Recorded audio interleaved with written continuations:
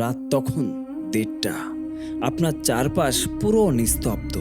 আপনি সাইকেল চালাচ্ছেন আর দেখলেন আপনার সামনে দুটো ছোট বাচ্চা ডুকরে ডুকরে কাঁদছে। ভাবলেন আপনি তাদেরকে সাহায্য করবেন, কিন্তু আপনি যতই সামনে এগোচ্ছেন তারা যেন ততই দূরে সরে যাচ্ছে। শুধু তাই নয়, এর কিছু রাত পরেই মাঝ বাজারে আপনার চোখের সামনে দিয়ে হেঁটে গেল একটা বিশাল মুন্ডু কাটা ঘোড়া। নমস্কার বন্ধুরা, ভূতকাহিনী চ্যানেলে আপনাদের সবাইকে স্বাগত। আজকের ভিডিওতে আমি আপনাদের শোনাবো আমাদের গ্রামের পাশের বাড়ির সেই কানাই দাদুর জীবনের দুটো হাড় হিম করা বাস্তব অভিজ্ঞতা।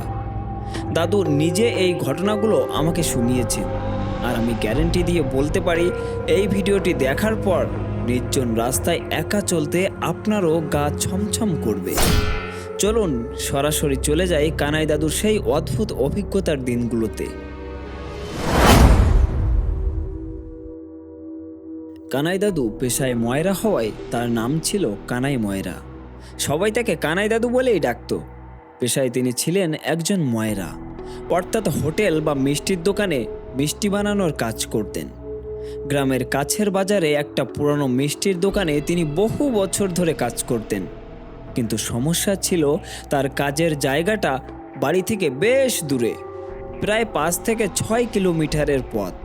তাই প্রতিদিন ভোরে তিনি সাইকেল নিয়ে কাজে যেতেন আর রাত করে আবার সেই সাইকেলেই বাড়ি ফিরতেন।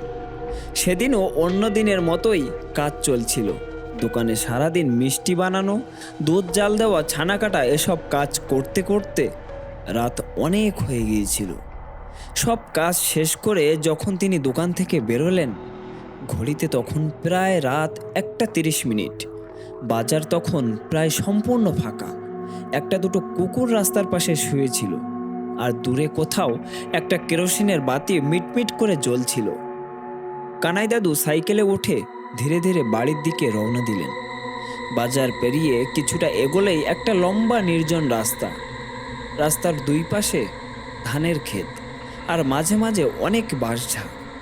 রাতের বেলা জায়গাটা খুবই নিঃশব্দ, শুধু ঝিঝি পোকার ডাক আর মাঝে মাঝে দূরে শেয়ালের ডাক শোনা যায়। কানাই দাদু সেই রাস্তায় সাইকেল চালিয়ে যাচ্ছিলেন। হঠাৎ তিনি সামনে কিছু একটা দেখতে পেলেন। দূরে রাস্তার মাঝখানে দুইটা ছোট বাচ্চা হাঁটছে। প্রথমেই তিনি ঠিক বুঝতে পারেননি, কিন্তু একটু কাছে আসতেই তিনি দেখলেন বাচ্চা দুটো খুব ধীরে ধীরে হাঁটছে, আর তাদের মুখ থেকে কান্নার শব্দ আসছে। কানাই দাদু অবাক হয়ে গেলেন। এত রাতে এত নির্জন রাস্তায় দুইটা ছোট বাচ্চা একা হাঁটছে কেন? তিনি মনে মনে ভাবলেন, হয়তো কোনো বাড়ি থেকে পথ হারিয়ে বেরিয়ে এসেছে বাচ্চা দুটো। তাই তিনি সাইকেলের গতি একটু বাড়ালেন। ভেবেছিলেন কাছে গিয়ে জিজ্ঞেস করবেন, এই বাবা, তোমরা কারা? এত রাতে এখানে কেন? কিন্তু তখনই অদ্ভুত একটা ব্যাপার ঘটতে শুরু করলো। তিনি যতই সাইকেল জোরে চালান, বাচ্চা দুটোকে আর ধরতে পারছেন না। বাচ্চারা হাঁটছে খুব ধীরে ধীরে, আর তিনি সাইকেলে। তবুও মনে হচ্ছিল দূরত্বটা যেন কমছেই না। কানাই দাদু তখন আরও জোরে প্যাডেল মারতে লাগলেন, কিন্তু তবুও সেই একই অবস্থা। বাচ্চা দুটো ঠিক আগের মতোই সামনের দিকে হাঁটছে, আর সাথে গুমড়ে গুমড়ে কাঁদছে। কিছুক্ষণ পর তার মনে অদ্ভুত একটা ভয় ঢুকে গেল, কারণ তিনি বুঝতে পারলেন সাইকেল চালিয়ে এতটা পথ আসার পরেও বাচ্চা দুটো যেন ঠিক একই দূরত্বে রয়ে গেছে। ঠিক তখনই রাস্তার সামনে একটা ছোট মোড় ছিল। বাচ্চা দুটো সেই মোড়ের কাছে গিয়ে ধীরে ধীরে এগিয়ে যেতে লাগলো। আর তারপর যেন কুয়াশার মধ্যে সেই বাচ্চা দুটো হঠাৎই উধাও হয়ে গেল। কানাই দাদু দ্রুত সাইকেল চালিয়ে সেই জায়গাটাই পৌঁছালেন, কিন্তু সেখানে গিয়ে তিনি দেখলেন কোথাও কোনো বাচ্চা নেই।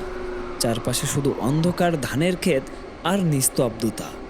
মনে হচ্ছিল যেন কিছুক্ষণ আগের ঘটনাটা যেন শুধুই স্বপ্ন। কানাই দাদুর বুকের ভেতর তখন ধকধক করতে লাগলো। তিনি আর এক মুহূর্ত সেখানে দাঁড়াননি। ভয়ে ভয়ে দ্রুত সাইকেল চালিয়ে সোজা বাড়ি চলে এলেন। কিন্তু দাদুর এই অভিজ্ঞতা এখানেই শেষ হয়নি। কয়েকদিন পর তার সাথে ঘটেছিল আরও এক ভয়ঙ্কর ঘটনা। এই ঘটনাটা বহু বছর আগের। তখন আমাদের গ্রাম আর আশপাশের বাজারগুলো এখনকার মতো আলোকিত ছিল না। গ্রামে তখন বিদ্যুৎই ছিল না। রাত নামলেই চারপাশ যেন অন্ধকারের সমুদ্রে ডুবে যেত। মানুষ তাদের কাজ চালাতো হারিকেন, লম্প কিংবা 3 ব্যাটারি টর্চ লাইট আলোতে। হাটবাজারের দোকানগুলোতেও ঝুলে থাকতো কেরোসিনের বাতি। সেই সময় থেকেই আমাদের গ্রামের পাশের বাজারে কাজ করতেন কানাই ময়রা। আগেই বলেছি, তিনি পেশায় একজন ময়রা বা মিষ্টির কারিগর ছিলেন। ভোর থেকে রাত পর্যন্ত তার কাজ ছিল দুধ জাল দেওয়া, ছানা বানানো, সন্দেশ তৈরি করা আর রসগোল্লা বানানো। এইসব কাজ করতে করতে অনেক সময় রাত গভীর হয়ে যেত। তার বাড়ি ছিল বাজার থেকে প্রায় 5-6 কিলোমিটার দূরে। প্রতিদিন তিনি সাইকেল চালিয়ে যেতেন আর সেই সাইকেলেই ফিরতেন। কিন্তু একদিন এমন হলো, সারাদিনের কাজ শেষে রাত হয়ে গেল প্রায় 2টা। দোকানের মালিক বললেন, এত রাতে আর বাড়ি যাওয়ার দরকার নেই কানাই, এখানেই ঘুমিয়ে পড়ো। দোকানের সামনে রাস্তার পাশেই একটা টিনের চালা দেওয়া জায়গা ছিল। সেখানে মাঝে মাঝে দোকানের কর্মচারীরা বিশ্রাম নিত। কানাই ময়রা ঠিক করলেন আজ রাতে সেখানেই ঘুমিয়ে পড়বেন। তিনি একটা মশারি টানালেন আর ভেতরে একটা চাটাই বিছালেন। গায়ে একটা পুরানো কাঁথা মুড়িয়ে সে শুয়ে পড়ল। বাজার তখন সম্পূর্ণ নিস্তব্ধ। সব দোকান একেবারেই বন্ধ। চারপাশে কেবল অন্ধকার আর অদ্ভুত নীরবতা। দূরে কোথাও একটা কুকুর মাঝে মাঝে ডাকছিল, আর হালকা বাতাসে টিনের চালা থেকে কটকট শব্দ হচ্ছিল। সেদিন ছিল পূর্ণিমার রাত। চাঁদের আলোয় রাস্তার কিছুটা অংশ ধূসর সাদা হয়ে দেখা যাচ্ছিল। এই পরিবেশের মধ্যেই ধীরে ধীরে কানাই ময়রা ঘুমিয়ে পড়লেন। কিন্তু তার ঘুম খুব বেশিক্ষণ স্থায়ী হলো না। হঠাৎই তার ঘুম ভেঙে গেল, কারণ তিনি স্পষ্ট শুনতে পেলেন ঠক ঠক শব্দ। মনে হচ্ছিল যেন কেউ রাস্তার ওপর দিয়ে ধীরে ধীরে হাঁটছে। শব্দটা ছিল একেবারে ঘোড়ার খুঁড়ের মতো।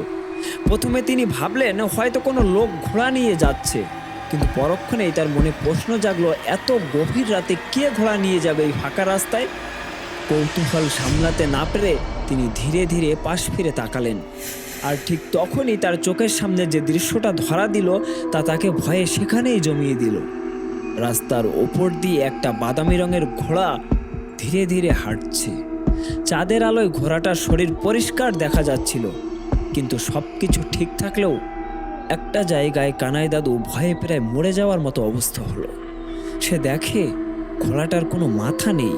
যেখানে মাথা থাকার কথা সেখানে শুধু একটা ফাঁকা অংশ। কোনো রক্ত ঝরছে না, তবুও ঘোড়াটা স্বাভাবিকভাবেই হাঁটছে, ঠক ঠক ঠক ঠক করে। তার খুঁড়ের শব্দ পুরো নিস্তব্ধ রাতটাকে কাঁপিয়ে দিচ্ছিল। এই দৃশ্য দেখে কানাই ময়রার শরীর পুরো বরফের মতো ঠান্ডা হয়ে গেল। তিনি তখন মশারির ভেতরে একা শুয়ে। চারপাশে তার কেউই নেই। আলো জ্বালানোরও কোনো উপায় নেই, কারণ সেখানে তখন বিদ্যুৎ ছিল না। শুধু পূর্ণিমার চাঁদের আলোতেই তিনি সেই অদ্ভুত দৃশ্যটা দেখেছিলেন। মুন্ডু কাটা ঘোড়াটা কিছুটা দূর সামনে এগিয়ে দাঁড়ালো, তারপর আবার ধীরে ধীরে পিছনের দিকে হাঁটতে লাগলো। মনে হচ্ছিল যেন সে কাউকে খুঁজছে। কানাই ময়রা তখন ভয় পেয়ে মশারির ভেতর নিঃশব্দে চুপচাপ শুয়ে রইলেন। তার বুকের ধুকফুক শব্দ যেন তিনি নিজেই শুনতে পাচ্ছিলেন।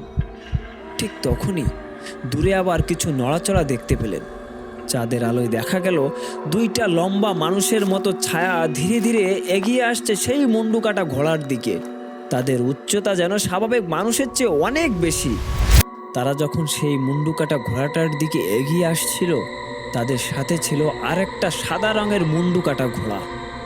আর সেই লম্বা মানুষ 2জন সেই সাদা ঘোড়াটার পাশেই দাঁড়িয়েছিল। কিছুক্ষণের মধ্যেই সেই বাদামি রঙের মুন্ডু কাটা ঘোড়াটাও তাদের দিকে এগিয়ে গেল। এরপর কিছুক্ষণ তারা যেন একসাথে সেখানেই দাঁড়িয়ে রইল। তারপর ধীরে ধীরে মনে হলো যেন তারা সবাই অন্ধকারের ভেতর অদৃশ্যভাবে হারিয়ে গেল।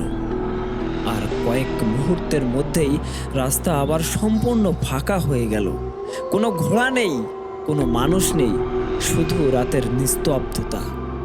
কানাই ময়রা সেদিন আর এক মুহূর্ত ঘুমাতে পারেননি।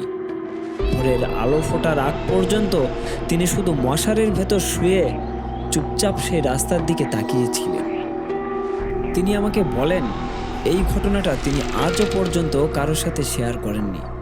আজ বহু বছর পর আমি তার কাছে শুনলাম, দাদু তোমার জীবনে কি তুমি কোনোদিন ভূত দেখোনি? তখন দাদু বলেন, ভূত দেখিনি, কিন্তু এই 2টা রহস্যময় ঘটনার রাত আমার জীবনের সবথেকে ভয়ঙ্কর রাত ছিল। কানাই দাদুর এই রহস্যময় অভিজ্ঞতা আজও আমার মনে প্রশ্ন জাগিয়ে রাখে। আমরা যা দেখি না তা কি সত্যিই নেই? ওই বাচ্চা দুটো আসলে কারা ছিল? আর সেই মুন্ডু কাটা ঘোড়াটাই বা কোথা থেকে এলো? আপনাদের কি মনে হয় এগুলো স্রেফ মনের ভুল, নাকি অলৌকিক কিছু? আপনাদের মতামত অবশ্যই কমেন্টে জানাবেন। গল্পটা ভালো লাগলে লাইক দিন এবং আমাদের পরিবারের সদস্য হতে অবশ্যই চ্যানেলটিকে সাবস্ক্রাইব করে রাখুন। দেখা হচ্ছে পরের রহস্যময় ভিডিওতে। ততক্ষণ পর্যন্ত ভালো থাকবেন, সাবধানে থাকবেন। ধন্যবাদ।